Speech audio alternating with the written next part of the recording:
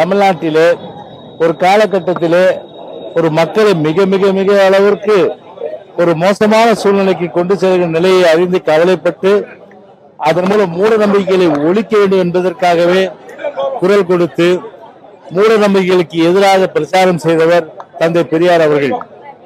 இன்றைக்கும் தமிழ்நாட்டிலே ஆதி திராவிடர்கள், பழங்குடியினர்கள், பின்தங்கியவர்கள், மிகவும் பின்தங்கியவர்கள், சீர்மரபினர்கள் அரசியலிலும் சரி, அதே போன்ற அரசு பணியிலும் சரி, அதே போன்ற சமூகத்தில் தலை நிமிர்ந்து நிற்கிறார் என்று சொன்னால் ஒரே மனிதர் தந்தை பெரியார் அவர்கள் அன்றைக்கு அடிக்கோலிட்டதுதான்.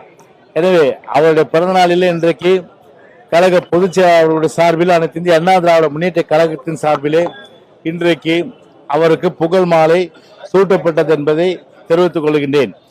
அதே நேரத்தில் தந்தை பெரியார் அவர்கள் அவர் வாழ்ந்த காலங்களில் ஒரு சமூக நீதி, சமநீதி, ஒரு பகுத்தறிவு என்ற அடிப்படையிலே பகுத்து உணர்ந்து ஒரு மனிதன் ஆராய்ந்து அறிந்து தெளிவுபட வேண்டும் என்ற வகையிலே கருத்து சொன்னதால் தான் இன்றைக்கும் உலகம் முழுவதும் போற்றப்படுகின்ற ஒரு தந்தை, தமிழ்நாட்டிற்கு ஒரு தந்தை. இது தெரியாத சில ஜென்மங்கள் இன்றைக்கும் தந்தை பெரியாரை விமர்சனம் பண்றது சொன்னால் அவர்களெல்லாம் அரசியலில் இன்றைக்கு காணாமல் போகின்ற ஒரு நிலைமைதான் வரும்.